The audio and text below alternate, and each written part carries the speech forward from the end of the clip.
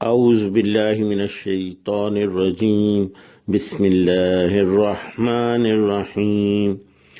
گزشتہ سبق میں ہم نے اس مثال کے بارے میں پڑھا جو اللہ سبحانہ نے دی، ایک شخص کے بارے میں جو ایک بستی سے گزرا، جو اپنی چھتوں سمیت گری پڑی تھی، تو اس نے کہا کہ کیسے اللہ تعالیٰ اسے زندہ کرے گا اس کی موت کے بعد۔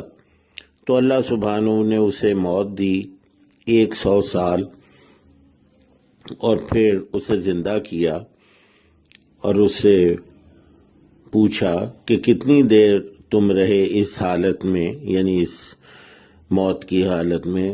تو اس نے کہا کہ میں 1 دن یا 1 دن کا کچھ حصہ۔ تو اللہ سبحانہ نے فرمایا کہ بلکہ تم تو رہے اس حالت میں 100 سال، اور دیکھو تم اپنے کھانے کی طرف اور اپنے پینے کی چیزوں کی طرف وہ قطعاً بوسیدہ نہیں ہوئی۔ اب آج ہم نے یہاں سے شروع کرنا ہے۔ وانظر الی حمارک، اور نظر دوڑاؤ، دیکھو، نظر دیکھنا، الی حمارک، حمار کہتے ہیں گدھے کو، وہ اس کا گدھا جو اس کے ساتھ تھا، تو اس کی طرف دیکھو، یعنی اپنے گدھے کی طرف دیکھو۔ وَلِنَجْعَلَكَ، اور یہ اس لیے ہے، یعنی یہ جو اللہ سبحانہ اسے کہہ رہے ہیں، یہ اس لیے ہے کہ ہم جعلا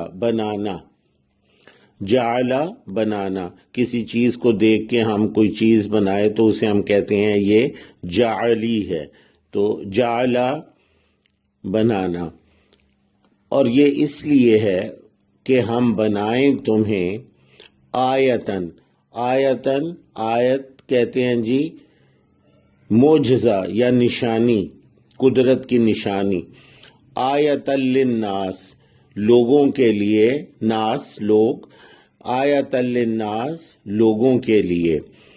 وانظر الی حمارک، اور دیکھو اپنے گدھے کی طرف، وَلِنَجْعَلَكَ آیۃ للناس، اور یہ اس لیے ہے کہ ہم بنائیں تمہیں ایک نشانی لوگوں کے لیے۔ وانظر، اور دیکھو، الی العظام، عظام ہڈیاں، عین زوئے اور میم، یہ ہڈی کو کہتے ہیں، عظام ہڈیاں، ہڈیوں کو جسم میں ایک بنیادی حیثیت حاصل ہوتی ہے، اسی پہ گوشت چڑھا ہے، اسی پہ جلد ہے، اسی پہ خون کی نالیاں، ہر چیز اسی پر رواں دواں۔ تو ہڈی جو ہے وہ بنیادی چیز ہے جس کے اوپر جسم کے باقی اعضاء ہوتے ہیں۔ تو یہ جو بنیاد ہے، بنیادی حیثیت جو حاصل ہے ہڈی کو، اسی طرح کسی بھی معاشرے میں جو بزرگ اور سمجھدار اور جو بڑے لوگ ہوتے ہیں، انہیں بنیادی حیثیت حاصل ہوتی ہے۔ تو یہی عظمہ سے عظیم لوگ، اعظم، عظام، تو یہ جو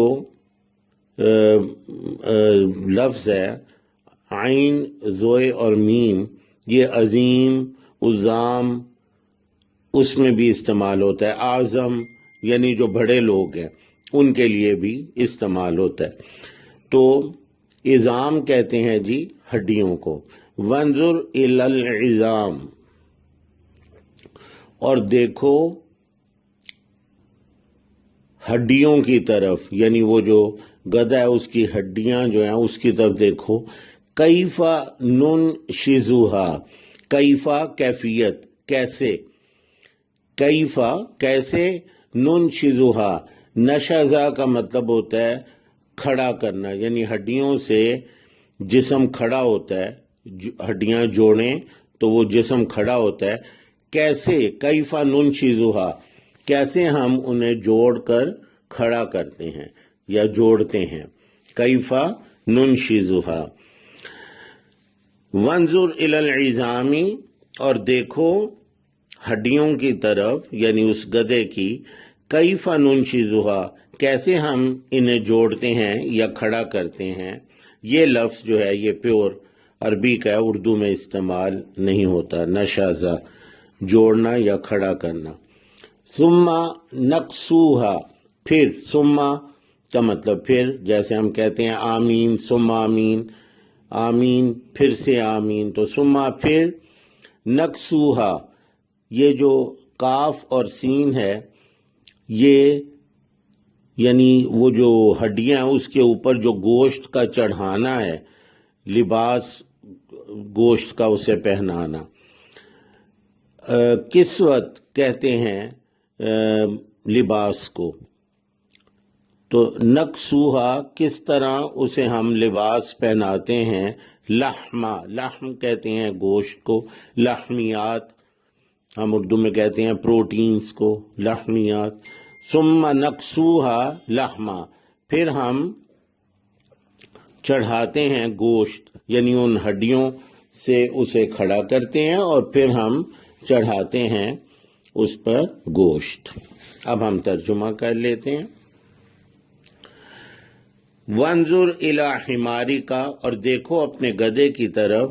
وَلِنَجْعَلَكَ آیَةً لِلنَّاسِ، اور یہ اس لیے ہے کہ ہم بنائیں اسے آیت، نشانی لوگوں کے لیے. وانظر الی العظام، اور دیکھو اس کی ہڈیوں کی طرف. کیف ننشزھا، کیسے ہم انہیں جوڑتے ہیں یا کھڑا کرتے ہیں. ثم نکسوہا لحما، پھر ان پر چڑھاتے ہیں ہم گوشت. سبحانک اللہم و بحمدک، اشہد ان لا الہ الا انت، استغفرک و اتوب الیک.